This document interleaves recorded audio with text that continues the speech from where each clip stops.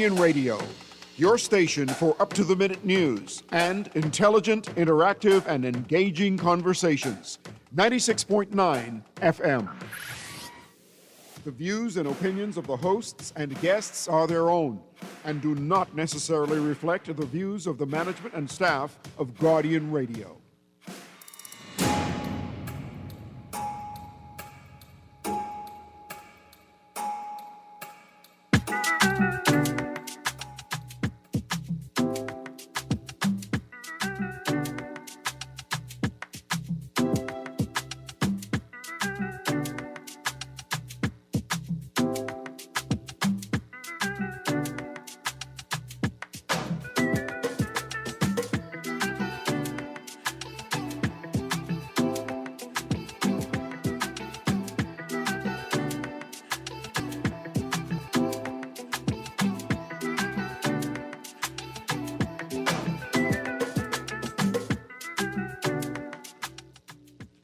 Good morning this morning, and welcome back to Guardian Radio 96.9 FM, your station for fresh news, smart talk all day. It is March the 12th, Wednesday, March the 12th, 2025, and you're on the clock with Erin, Greene.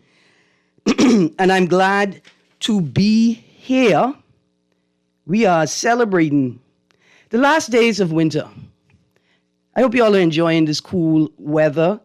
It seems as though we fared well with the gale warning and the high wind warnings issued by the Department of Meteorology on Sunday.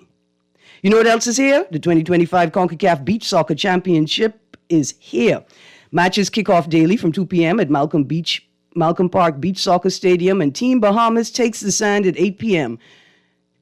through Tuesday through Thursday. Don't miss the semifinals and finals this Saturday and Sunday at 6 p.m. and 8 p.m. Free entry.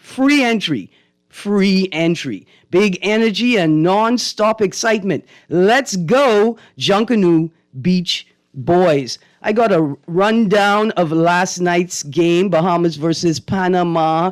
It was exciting. I'm talking about people who don't normally watch football, don't normally watch soccer, were excited. Team Bahamas took it down to the wire with Panama. Unfortunately, Team Bahamas lost on penalty points. At the end of the game, they ended the night, and I think it's a sudden death penalty competition. We took it right down to the line. We were unable to secure the win, but we've got more time. We've got more games. So come out to the 2025 CONCACAF Beach Soccer Championship at Malcolm Park Beach Soccer Stadium. Again, all games featuring the Bahamas start at 8 p.m., giving you time to pack your Georgie bundle. So it's a Wednesday. That means this is the day when On the Clock and Guardian Radio AM mash up the two shows to talk about what is in the news. Good morning, Mr. Nuri. Good morning, Erin. How you doing today? I am good, thank you. I just want to let people know what we're talking about before I go into just a little bit more housekeeping, eh? Mm-hmm. So we planned on talking about immigration today. And I told Mr. Nuri, I want to frame the question in a particular way, but I am concerned about it. But I can frame it, Mr. Nuri. Are Haitian Bahamians or Bahamians of Haitian descent gentrifying New Providence? Gentrifying, that's a big word. Yeah. Might be about inner city and improvements, but how you frame it, I need to understand or appreciate what you mean by Haitians gentrifying Bahamians. Okay, well, I didn't say Haitians gentrifying Bahamians. What you saying? I said Bahamians of Haitian descent That's the same thing. And migrants gentrifying New Providence. So you didn't like how I say it? No, I mean, I could be honest. I hear how you said it, but that's not. I say it like that specifically. Okay, see, because when you say are Haitians gentrifying Bahamians, right? I can tell you, I put my bias on the table, declare my biases. I felt like are Haitians showing Bahamians more effective and efficient ways to navigate a modern world and modern economies, right? But I think there's a distinction between development and gentrification. Mm-hmm. I think the distinction is that gentrification develops an area beyond the capacity of the original residents to maintain. Okay.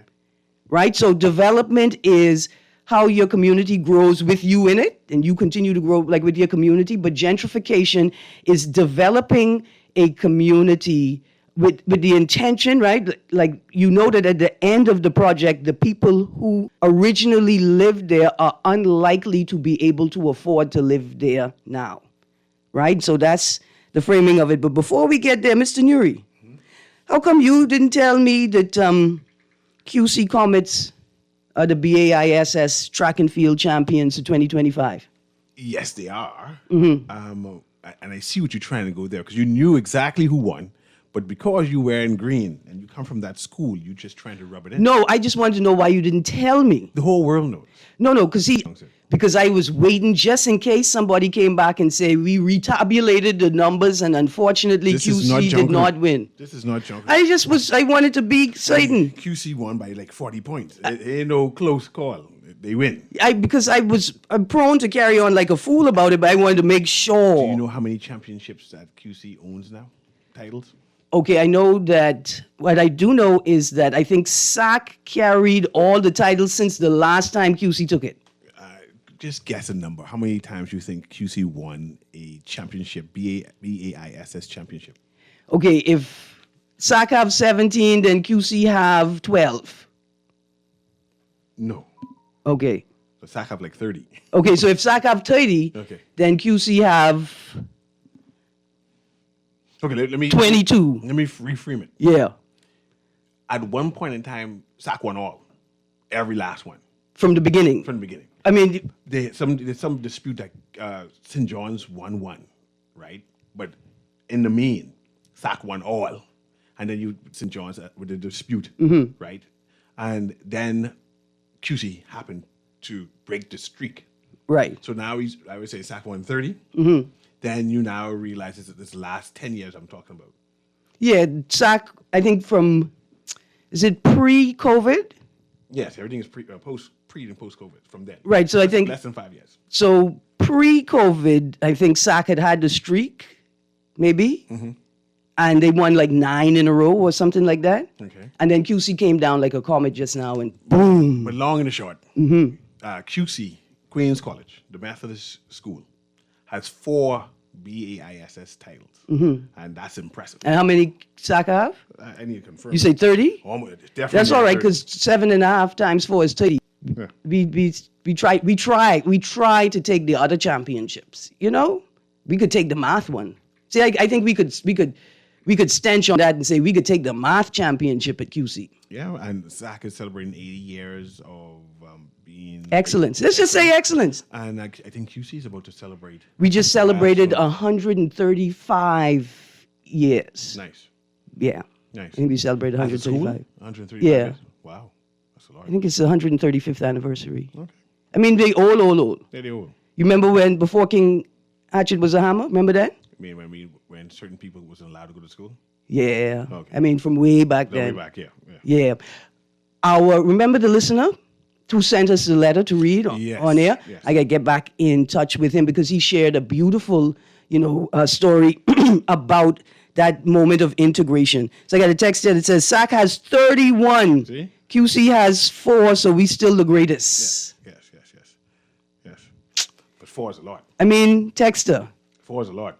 everything was correct until you said we still the greatest. Yeah. It's a shit. Yeah. I mean, y'all are my news. See, SAC, I don't have a problem saying it. SAC is great.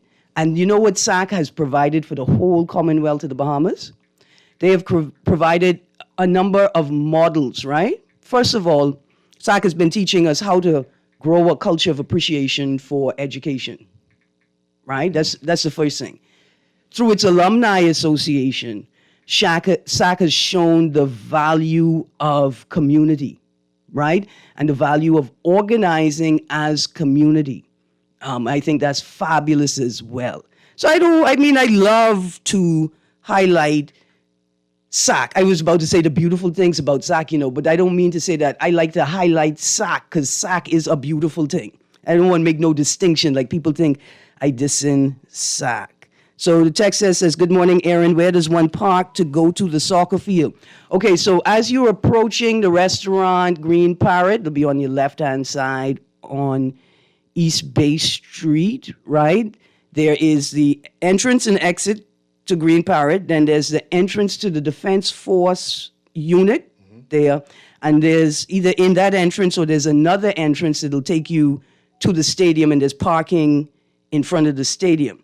There's also parking available in the parking lot at the Eastern Esplanade on the other side of the road at the end of Dowswell Street. You mean Eastern Cemetery? Well, there's Eastern Cemetery and then the parking lot, and then Eastern Esplanade That's what it's stretches called? back. Yeah. I didn't know that's the name. Like, so By Portsky Dock. Or that's too far. that's too far. Right opposite. Usually people park by St. Matthew's Church in that back street on Dazzle Street. At the end of Dowswell Street, yeah. That entire, like when we went the last time, that entire back area were filled with soccer fans. Yeah. Yeah. So you could park at Potter's Key and walk back, right? Here's the most important thing. Don't park on the sidewalk. No. And don't park in the road, No. right? You've got the parking lot at Eastern Cemetery, Eastern Esplanade. What's that area, that grassy area where they play soccer sometime? By St. Matthew's. What is it called? Eastern Esplanade. That's what it's called? Yeah. It was bigger until they put the parking lot there, Yeah. right? But that's Eastern Esplanade. That's to complement the Western Esplanade down the road there. So you could park PI. You could use the external parking if you have to go on. I mean, Potter's Key, you could use the external parking, or you go under the dock and park. But there's parking before you go under the dock. There's parking when you come back out from under the dock. Just don't park on the sidewalk, man. Here's another text quickly. Erin, do you see how this government operates? When your government seeks to implement changes to maternity leave, they ensure that an economic impact assessment is performed beforehand. However, when they seek to greenlight a rocket project that launch rockets over the head out of citizens, they employ no such assessment. Don't watch nothing. Because y'all drive just like the government operates. It's just like it's cultural, eh? It's everywhere. It's obvious. You know, Nuri, when people used to talk about the spirit of is set upon the Bahamas, right? Mm-hmm. I get wary of that. W-A-R-Y. And W-E-A and Tired. exhausted. Mm-hmm. But maybe it's just a mistranslation, right? Maybe what people are poorly articulating is that a culture has set in. A culture has taken root. Because I be honest with you, y'all drive just like this government governs. That's it. That's all. Okay, so QC, Comets, BAISS, 2024-2025, or 2025 track and field champions. A quick note, if you guys know the JA company BTC Fly, that's F-L-Y-E, they have a new product out, Nuri. I don't know if you've seen it. What was it for? It's a jigsaw puzzle Okay, yes. with Bahamian prints on it. Yes. Yeah, they're doing 1,000-piece jigsaw puzzles. My cousin, Naya Seymour, who is the 2025 Speech competition. Junior Toastmasters National Speech Competition winner, is a part of that JA group. You know, and I just want to take a moment to mention that if you are into celebrating all things Bahamian, if you're into supporting local entrepreneurs, especially young local, first of all, check out JA and all of the products that these innovative young students are producing and creating. But check out the BTC Fly, F-L-Y-E club, because they continue to produce the most amazing things. So I got a Bahamian-style Monopoly game. I got a Bahamian-style Family Feud, like board game. And now I have my This Wee Bahamian Thing 1,000-piece jigsaw puzzle from BTC FLYE. You know, when the young people are doing great things, you guys celebrate them. All right, so let's go to the phone line before we get into our conversation on migration and immigration. Good morning, caller. Hello, Good morning. You're live. Guardian. Yes, you're live. Guardian. Yes, Yes. sir. Good morning. Welcome to On the Clock. Good morning. How are you, my love? I'm good, thank you, sir. How are you? Great. You don't know me, but I know you. Okay. I'm one of them 59 police officers, 1959. Okay. Blessings. Good, give God thanks. Yes, sir. Have you heard that the FNM ratified 14 candidates? Did I hear that the FNM ratified 14 candidates? No, I was not aware that the FNM ratified 14 candidates. Well, then just look into it for me, please, eh? I will do. You see, because it came on your radio station on the TV part last night. Okay. Milligale. Okay. Okay? Yes, sir. Thank you very much, my lady. And your last name, sir? Oh, very common. Roll. Thank you very much, sir. What is your police My number? number I'm was sorry. 403. 403. Boyd Road. Thank you very much, sir. Have a wonderful day. For And thanking me. you are right on point because Nuri, now is the time that we should be seeing candidates. Thank you so much, sir. Now is the time that we should be seeing candidates. We should be getting familiar with their personal political platform. We should be getting in tune with their location in the party, what they intend to do as a part of the party and as a part of an administration, if they were lucky enough to secure the government, right? And so it's about time. Yeah, mind you, and I hear you, and I do appreciate what you said.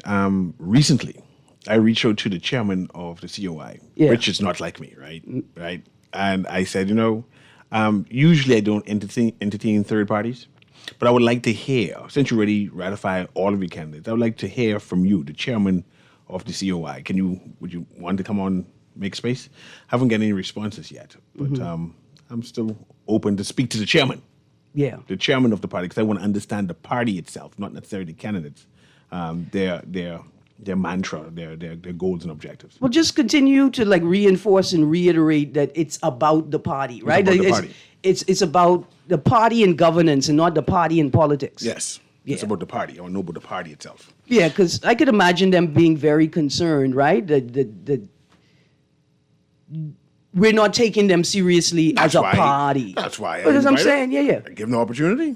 Okay, so before we get to this conversation about immigration, let's go to the phone line again, producer. Good morning, caller. Well, good morning, Erin, and to CA. Morning. CA, I will personally ask the chairman to come and see you. Okay, I will entertain her. I want to understand the party. You're fair and balanced, and I appreciate that. It's always good to listen to what everybody has to offer, eh? Not Yeah. just one. Yeah, I'll Now, make space. I will call. No matter if she says she's not coming, I'll let you know. And if she says she's coming, I'll let you know. So Okay. get ready. Now, and she's a very capable young lady. Miss Greene, quick question. Why is now the time to see these persons? I've not seen. You know what happened? My my establishment, my building is next to one of the political parties' constituency offices. And it closed up shop quicker than bush crack after last election. Didn't see them, can't see them. 4 years later, they opening up now. Look like they want to do some walkabout and tell me some things. So okay, But let me ask you a question from my personal experience in my constituency, right? Yeah. We have a constituency office. It's on the main Johnson Road. That's the constituency office, right? But when Mr. White was campaigning, I realized offices, right? And so during the campaign, he was operating say, maybe from 2 or 3 spaces. But once the election was finished, he won his seat. He's operating from the constituency office. Yes, it's as if the MO, as the police would say, is to disappear for 3 to 4 years, so you could forget how great they was and why you voted them out, and then bounce back in the last year or so when they can say, look how bad this guy is, hoping you forgot. But guess what? People now have not forgotten. People are asking the questions. Where's my new hospital after 50 years? Where's my proper roads? I mean, look at Dubai, all new roads, 20 years. We had 50. Where's my new Freeport Grand Bahama after 50 years? All right, Both so- y'all got to fix. I mean, so Graham, listen. let me ask you a Yeah. question. Okay, so I have in my hand this flyer from the Consumer Affairs Unit, right?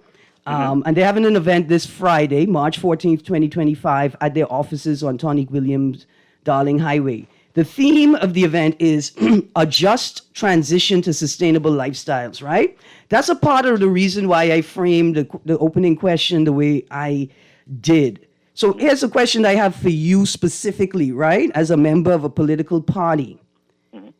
Does it appear as if people of Haitian descent, Bahamians of Haitian descent, are gentrifying inner city communities, right? Does it appear that way, or is it that way because that Haitian Bahamian community is organizing itself in a way that other Bahamians are not organizing themselves? And would a more vibrant and more functional or more engaged constituency office give Bahamians the tools they need to, quote unquote, gentrify their own communities, but in a way where they could still afford to live there? Yes, now that's a deep question, and I mean, you'd have to invite me on the show because I don't have enough time this morning or minutes on my phone, as it were, to even get into that. But that's okay. You signaled I it. could take a stab at it. Rich people decided to leave certain areas and go and lived in nicer areas where they had bigger houses with bigger yards. But that property we call over the hill, and to me, Bay Street is over the hill if you start in a city. But anyway, that property we call over the hill is super valuable. Let me tell you why. If you were to see a billionaire come here, right, buy all the homes, everyone leave, get a nicer place, and put a big wall around it with some golf courses and swimming pools and some nice places to live, that close, within walking distance to downtown, the city capital, commerce capital, you would pay millions for those properties. Man. So why aren't we doing it for our people? Man, invite me on the show one day and let's dig into that question, eh? I can save that question just for you, Graham Weatherford. Thank you so very much. Thank you. Let's go to the next caller, producer. Thank you, Graham. Good morning, caller. Good morning, caller. I am sorry I lost you. All right, so Nuri, the connection with the Consumer Affairs event. The Consumer Affairs event looks like it's going to be awesome. It's World Consumer Rights Day exercise on Friday, right? But the theme, a just transition to sustainable lifestyles, right? Like maybe it appears as if migrants are being assisted, right? And Bahamians are not being assisted, right? Because Bahamians are saying somebody helping these migrants and people of Haitian descent do things. Yeah. But is it that migrants and Bahamians of Haitian descent are helping themselves, right, by shifting culture and organizing in a way that makes their labor like more effective and use their labor to drive their development, right? So they work in multiple jobs, they're saving, or they're not spending money on the things that other Bahamians are spending money on, and they have a plan. It's not that Haitians have some advantage, external advantage, that they're being supported in ways that Bahamians are not being supported. What if the real issue is that we Bahamians are not being as resourceful, as savvy or strategic, both our labor and our consumption and spending habits? Mind you, I'm listening to you and trying to get a critical point to do a critical analysis on your point. First of all, it is a first generation of Bahamians, I mean the Haitian migrants in particular, right, who do not pay bills, right? They live on the benefits of the Bahamas. That first generation, that first level. I'm not talking the second and third level, because the second and third level pays taxes. They bought into the Bahamian dream. They live in communities. The first level... But like when you first get here. When you first get here, they tend to live outside the mainstream, means no light, no electricity, no taxes, shanty towns per se. Okay, so two things. End quotes, right? Because not everyone does that, but I mean that first generation. And then they use whatever they save, whatever they make up, to move. When they move out, they move at a head start which number of Bahamians do not have. Okay. Right? They have $30,000 saved. So I feel you. So the consumption taxes like VAT, and then so everybody pays VAT and duty when they purchase things, right? But you're saying that's not sufficient input into the tax base, right? And then you say VAT, right? their consumption is different. They live off the ground provisions. There's no VAT on ground provisions because they do it themselves. They grow most of their food. There's no VAT on chicken because they grow it themselves, right? Okay. And then because they live outside of the mainstream, they don't have to pay no land tax, no road tax, no school tax. Let's go. I with you. No, I with you. Let's go to the phone line because we lost the caller, and then I want to talk when we come back from the caller. Back to your point, right? Then like how we live in. You talk about leaving that first generation with enough money to make a down payment. But let's talk about like the cultural aspects. Let's go to the caller first. Good morning, caller. Good morning, caller. Interrupt Nuri. Nuri is so right. With what he's saying. Boy, I tell you. Now I have two sons I love very much. One cares about me more than I care about myself, so you probably know what I'm talking about. My mom used to have a preschool, and most of the kids were Haitians, okay? A great number of them were Haitians. In fact, there was this Haitian boy, I used to take his lunch and enjoy it more than he did because he used to like my mommy cooking more than he loved his mother. Nice trade. So I kind of know them, and then there's some Haitian girls that I'm very in touch with, and surprisingly, I see how they live. And I wish we used to live like that. When I say, I mean, caring that we do as Bahamians, but they seem to be forced to care for one another, right? And I tell you a little secret. There's a gentleman who's renting two Haitians. Check this out. He doesn't have any water, and they do. Think about that. Yeah, wow. Yeah. Wow. Like, what are we, thank you very much, caller. What are we prioritizing? Right? Or what are they prioritizing that we're not prioritizing? The points you're making are sound, right? Because I thought about upper middle class and upper class Bahamians who could afford to allow their children to live at home until they put together enough money for their down payment. We look at families in the United States of America, upper class families, you find that there is this trend where parents provide their children access to a mechanism that helps to push them forward, which is you work in, you live at home until you put together your money for your down payment. You could live at home until you build a house. And then when the house is built, the money that you have been saving, right? Because you're paying for the house. But we have this cultural attribute when we say, you want to be mine, you got to turn your own lock.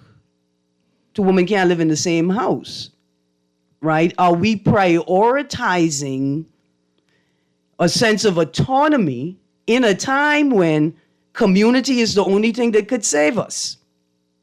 I know that's kind of broad, right? But it speaks to your point that migrants have this benefit that they understand they got to live together. Yes. They understand they got to tolerate their bad head cousin because they have a big plan, individual and a collective plan. And this is a part of the plan. And you mentioned the word community. And in the future, I want, as the show go on, I want to comment on the community and what that means to the first and second generation of Haitian Bahamians. So first is Haitians, then Haitian Bahamians, then there's Bahamians afterwards, right? Right. It's transition. But I made mention that they get access to a number of amenities, which was initially created for Bahamians. Recently, we had some, like the government pump, right? And they was astounded that there's such a thing as a government pump. But middle class, working class Bahamians say that's poverty. Why would you still have a government pump or access to the government pump? And advocates say, oh no, that's strategy.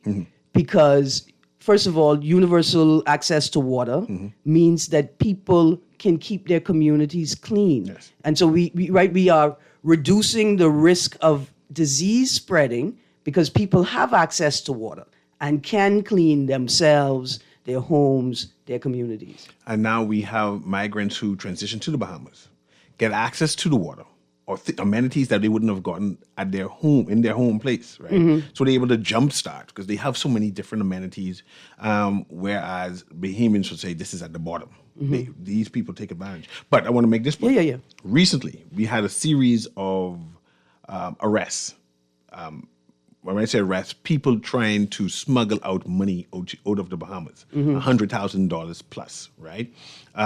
They also had a Haitian gentleman who Bahamian police confiscated the money, as in courts right now in terms of confiscations in quotes, right? Because he claimed that the police steal the money from him, took it from him, right? Thousands of dollars on his person. So it's clear that Haitians, right, or that first generation, have access to thousands of dollars that working class Bahamians don't have access to. $60,000 in their back pocket or in their car. Right. Right. So That's wealth. Right, and it's like within that call, like we coming to you right now, within that space, I could appreciate people saying, "Hey, that's a lot of money to be spending. Sending out of the country. Why aren't you using some of that money to improve the conditions that you are living in the Bahamas?" I'm going to talk about that right All right, after the call. let's go to caller. Good morning, caller. Good morning. Good morning, Mr. Nuri. Morning. I'm so proud of you this morning. You know, I'm really proud of you when you say, today, you're going to be talking about the same thing you're talking about, right? Yes, sir. But your question, you put the question together. It's funny because the mere fact that when you say gentrification, you should, instead of using gentrification, you're supposed to use annexation. They come here illegally, annex, go in the back of the bush. Come out the bush, they got papers. You know, and all this corruption. And you're saying about the Haitians who are in Bahamas, Haitian Bahamians, they're Haitian. Haitians will always be Haitian no matter where they go. They use these other nationalities wherever they go to say to be that. But in essence, for you to be that, it must come from the heart. You can't be pretending it.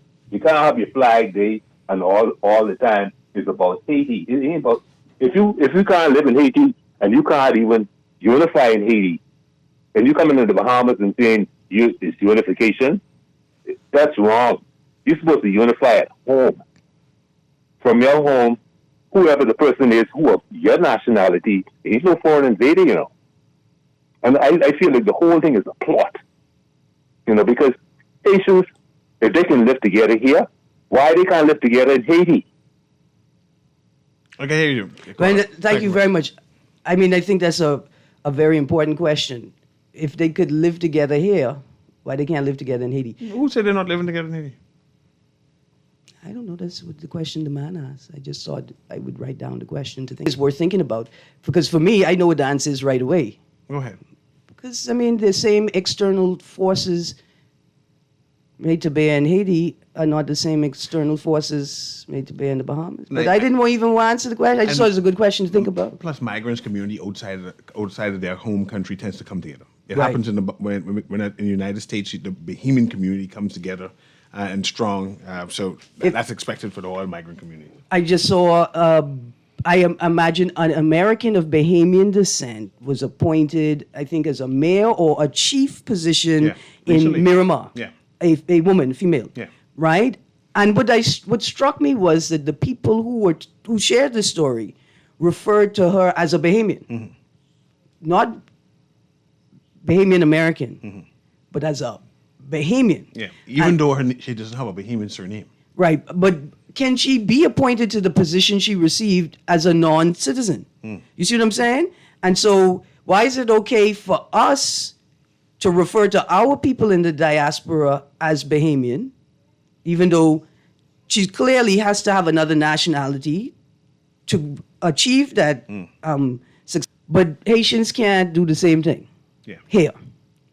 I mean, and then some people will say because it's about the numbers. Man, in the mainstream, Bahamians embrace Haitians, just as a small, minute population who tend to get very defensive.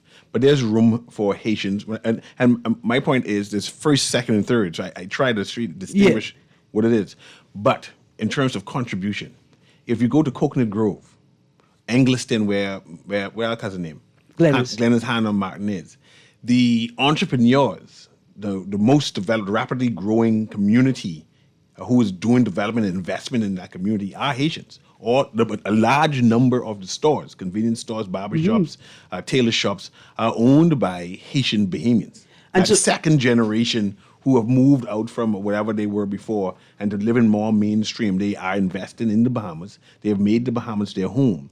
The Creole is a second language to them. They speak predominantly English, right? They have adopted crab and rice. They have adopted conch salad, and they have transitioned to be a hybrid, like what they say, Haitian Hybrid, Bahamian. yeah. Haitian Bahamian. So we have to acknowledge that also. All right. Look at it. It's a fascinating conversation. Let's go to the phone line. I got 3 callers on the board, and then I got a slew of texts, so we can try to get through all the texts. Yeah. Good morning, Mr. Erin, Mr. Nuri. Good morning. Yeah, I think you're all on the right path, man. We need to nip this in the bud. I think we need to naturalize the ones who are initially, because they're already in all our government systems. Their kids and their grandkids. You understand? Immigration, customs, all these places. And this has to be ended. I have a lot of Haitian friends who I grew up with from my good primary, went to school with. All of them ain't bad. You know what I mean? So let's nationalize the ones that were here before, who've been here for a long period of time, and then work on getting the rest of those who just came in the last few years out of the country. That's my best solution. All right. What about regularize their status as and create a work program, right? So that you regularize. I mean, you I want to say you give them status, but the status is as a temporary worker. Exactly, like they do in the U.S. You have like residency cards and all of that type of stuff. You're not actually the citizen of it, but you have a residency card. I got you. Understand? And these contingency plans, this is simple stuff, man. Thank Just you. no authority wants to deal with the situation. I got you. Thank All you, right. caller. And perhaps that was the chairman of the Progressive Liberal Party when there to have this type of conversation. Is there space for the first and second generation of Haitians? Can we work more conveniently, cohesively to embrace them, to employ them, to make room for them? But there are a number of people say no. All right. There are too many of them here, right? Yeah. And it might be a large number that is here, undocumented. But do the Bahamas have a duty of care? Is there a need for the government to say, hey, we need to regularize, put them into the system, make sure they pay taxes? I believe that's what the chairman mentioned. They need to pay taxes. Is that our platform moving forward? Is this the government's plan moving forward to do a mass regularization procedure? Get them to move into mainstream Bahamas, move away from the shanty town, move away from the shanty business from the side of the road, and have them pay taxes. And if that is the point they're trying to do, are Bahamians prepared to embrace that? Yeah. Yeah. Let's go to the caller. Good morning. Good morning. Good morning. That's a touchy topic, eh? Yeah. Some serious questions you're all asking. Yeah. I say, I so surprised, not surprised, because I eat their food the way I do it anyhow. I don't know if you call it Creole style or what, but I meet, and it ain't the first time, I just talking about this particular Haitian lady, and she cooks just, I wouldn't say she cooked like my auntie who there, because she's the best cooker to me in the world, or my Grammy, right? Man, she get the macaroni down pat, just like the Bahamian. And if you have to consider in the area, she be making more sense than the other would be. The other cooks. Other people, the Bahamian whosoever selling this is what you get tired of, what you get no they her own ain't nothing like no salt. You gotta ask, and she get the ingredients on the side and everything.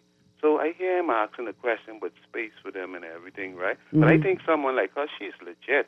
I think she been around long. And we got to consider themselves who've been here before Independence Day generations. But we keep going back now. Someone saying that, I heard a caller say, stuff from this time, and then themselves who just come through this. We've been saying that for decades now. 10, 20 years ago, we've been saying we could do it that way, we could do it that way. I listen to the news. I say to myself, I know they have Western Union and other places like where you send money anywhere in the world, not just to Haiti. I say, I wonder what they ducking, why they doing it that way. Is it something illegal? Why is it being reported on the news? The police, the police saying they catch people trying to carry $100,000 to Haiti. People catching the plane going to Haiti, and I say to myself, I know they're making money. I don't know if they're trying to do it so they don't have to pay the taxes to send it to their family, or is it something illegal? What we should have a duty of care to do, Nuri. I wouldn't say park. A duty of care to help them, to assist them to get where they're trying to get. They're trying to get to America. I know Trump ain't playing with them, right? But the Bahamas so small, there's so much what we could do. And then I start thinking, these politicians, they they could deal with this. They could help. You know, I know us humans have a responsibility, a duty, a care too, to say what, you know, and do things the right way. But the politicians are getting the benefit. I think this is a voting block they're looking at. It's like getting rid of us behemoths who are ready to vote their backside out and put in these other people, them give them papers, give them passport so they could vote. But most of them, when you give them the passport, they jump on the plane and go straight to the United States where they really want to go. So we have a duty of care to help them to get to the United States. Y'all keep up the good work. Thank you. Thank you very much. You see how complex and nuanced it is? But it's an important conversation. I think more importantly, can we do not cost analysis, but could we do an economic analysis? What Haitian migrants and Haitian Bahamians contribute to the economy and what they extract from the economy, right? So we could have some definite numbers when we're talking about the contribution, at the very least, the economic contributions that they're making to the country as a whole, right? Because we have people calling in and sharing the story. Yes. I see we have a caller here. We'll speak to that caller on another line. On the other side of the commercial. Yeah. I'm so sorry, caller. When we get back from the break, if you're still there, please join the conversation. You can call 323-6232, 325-4316, 325-4259, 242-300-5720. Text line, as always, 422-GR96. That's 422-4796. You guys hold on. We'll be right back. Now open senses on here. You try to rest, roll with the best. For all your printing needs, there ain't no one better, no. For posters and banners, magazines and flyers. For window decals, greeting cards and newsletters. No job too big and there's no job too small. You name it, we can print it. Just give us a call. Let Print Masters bring your masterpiece to life. Located in the Nassau Guardian Building, telephone 302-2361. Love the show? Want to give your support? Become a sponsor today. Call 302-2300 for our rates and packages. That's 302-2300. Become a sponsor on Guardian Radio 96.9 FM. Fresh news, smart talk, all day. Everybody Wins Live is bringing you the ultimate giveaway, a brand new Cybertruck. For every $30 spent, you're in the drawing for the ultimate grand prize, a Cybertruck. Join live at the Vibes Cartel concert March 29th. You'll also be automatically entered to win tickets to see the world boss himself. 25 lucky winners every single week. Visit everybodywinslive.com to get into the game. See website for full terms and conditions. Must be 18 or over to participate.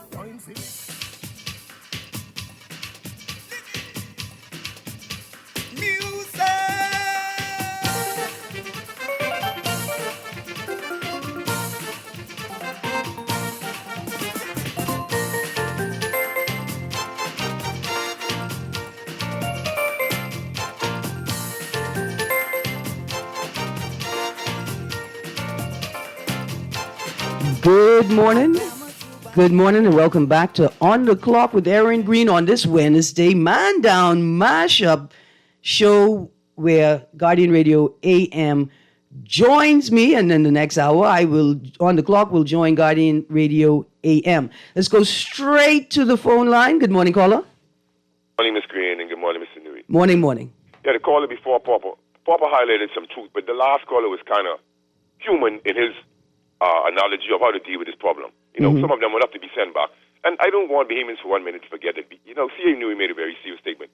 We don't hate Haitians. Most of us embrace them. But as someone who's 60 years old, who grew up in the inner city and socially diverse, grow about East wherever, right? I'm telling you, the demographics has changed. Right now, I have the little Asian brethren who I grew up with. We obviously look at one another like how all of this schism is being created. Let's be reminded of the narratives that they have run. Let's be mindful. There's a duty of care to avoid scenarios like what happened at the Anatole Roger School that T.J. Morrison spoke. Let me be oblivious to this, okay? Please, forgive me. Now, the other day a text was sent, and a guy of Haitian descent called and said, Haitians contribute positively. Of course. But then you have to realize that they also contribute negatively. Let's be fair, because we saw the report coming from the United Nations about the lack of policing in the shanty towns. Let's look at the bribery. I had a Jamaican friend told me some stuff about immigration, okay? He worked for my mother, and I used to get work permit for him. So I'm saying what he told me. And they're bragging about what happens so quickly with money. That's all I'm saying. Now, let's look at it from my standpoint. I'm 60 years old, so I'm older than you guys, and I know what I've seen in the city. I have Haitian brethren, who I grew up with. Their mother was a single parent. I had a young lady told me she was molested by her stepdad. I used to give them lunch money every day. They never passed me without hailing me. They still just come and hail me, some of them. And if you was to see them meet me, you would see the smile they put on their face when they see me. Okay? So I had Haitian American girlfriends. I don't want no one tell me that I have a nephew who's a Haitian Bahamian. So let's bear in mind that some of these Haitian Bahamian have Bahamian fathers, right? Right or wrong, Erin? Oh, yeah. All right. So then I'm afraid that if you're telling me I cannot speak out about the migration problem in my country, now let's look at what I see in the inner city. Some of them can afford to put water and have running water. Okay? Now, for me, the gentrification, I don't even call it gentrification. For me, the Chinese are doing gentrification. I see where the Chinese are putting up another little city like on Balfour Avenue where they have the little liquor store set up upstairs. I don't know if they bought the property from someone, I guess. And this is what they're doing. Just less than a quarter mile from, less than 300 feet, about 300 or 400 feet from where an existing one is on East Street. So we're not talking about that. Now, my problem is with the migration is you're allowing them to come in unabatedly, and I live in the inner city. So don't expect for nothing illegal to don't be happening if people are illegal. And then as it relates to the person being caught with the money, that's not a bunch of money for me. I've seen, listen to me, I've seen so much money. Listen, Miss Greene, listen to me when I'm saying this. The question is, only the Bahamian is under scrutiny. You see, we live in a false society whereby if somebody who works for government and they wear a uniform and they have this money, nobody questions them as to where they get this money from, you know. Only the picky hair person on the corner is the drug dealer. You see what I'm saying? I got you. No, but that's what it is. So you are under scrutiny, but this stuff, not even just Haitians or anybody coming to the country, they don't scrutinize them, you know. They only scrutinize the Bahamian, but yet still you want me to believe that only us mix up. What I'm saying is, live in Engliston. Give me a data file, how many high school dropouts are in that area and in the Grove, and since they proliferate this area more, then they'll give it an idea what's going on, because we are spreading lazy. Oh, the Haitians, man, listen, you know what's smarter than no one? That's what they hate. These type of dumb narratives will keep us in the same position that we're in. Okay? Now, I have Haitian friends who've been here for decades, and we never had these type of problems about this Haitian. You know, how come nobody seemed to remember the situation at Anatole Rogers? You guys didn't remember that? You're absolutely right, because I don't remember it. But it is scary where the Haitian students were saying they had this part of the school and daring Bahamian people, students not to come over on this side. What type of BS is that? No, they cannot try that, man. That don't work over here. Okay, so thank you. What I'm saying is, Erin, they rent from people also, and they rent out to incoming migrants. So the fact that the PM is on the radio talking about collaborating with Haitian pastors to get them to stop Haitian people from coming here, the pastors are part of the problem. They're using these church, man, Erin. I live in the city. I know what I see, you know. I see them jumping out in the night with these suitcases and things. Thank you, 52. Thank you, 52. There are churches in shanty towns. Without a doubt. I'm not sure how that's possible, because how can you be breaking the law and knowingly break the law and say you're of God? See, okay, look. You can be a missionary. Why would you say something so exciting amongst excitable people and not? You can be a missionary, but you can't open a church. Hold on, and not expect excitement, because the Hebrews were a cult. They were being persecuted, right? And so, I mean, think about it. They ain't set up no church. I mean, they did. Wherever two or more are gathered. These people setting up permanent structures. I mean, they building mansions and gated communities and telling Bahamians you can't come this way. Joseph had a garden. What kind of garden did Joseph have? Joseph of the African boy? His brother. Anyway, he had a garden. That's where they put Jesus, in his garden. It had a fence. It had a gate and everything. Good morning, caller. Good morning, caller. Let's go to the text. I really didn't want to continue that conversation, but Joseph had a garden, and I bet you it had a gate. Yeah. Yeah. And more like a gate boy. Caller, you there? Man, the caller gone. Okay.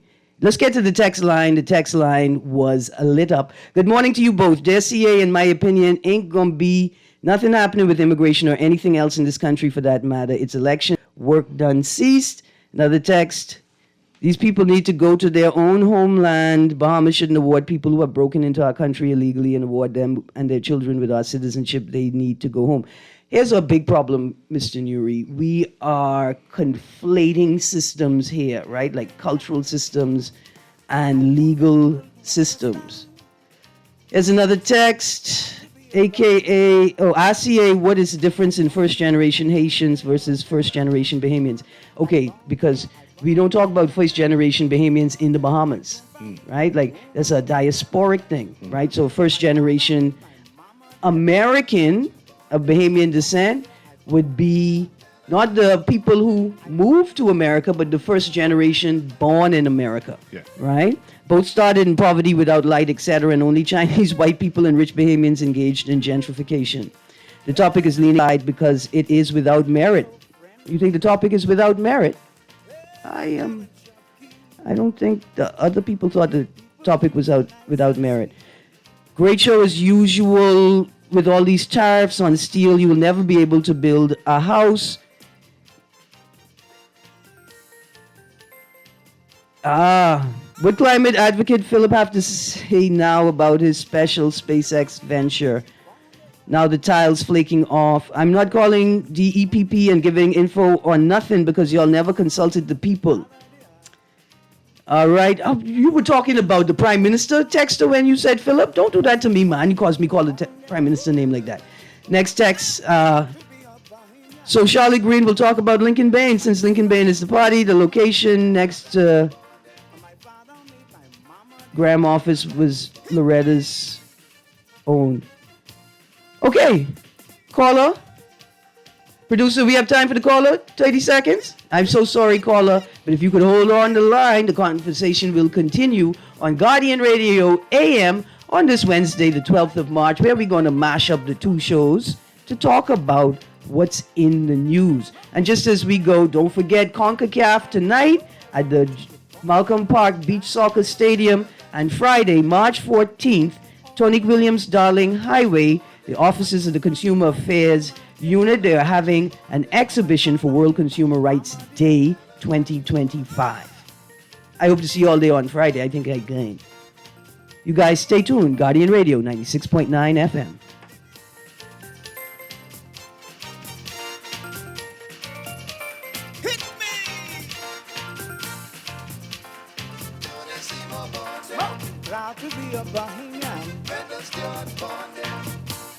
This is Guardian Radio 96.9 FM, streaming on GuardianTalkRadio.com and the Guardian Radio app, Nassau, Bahamas.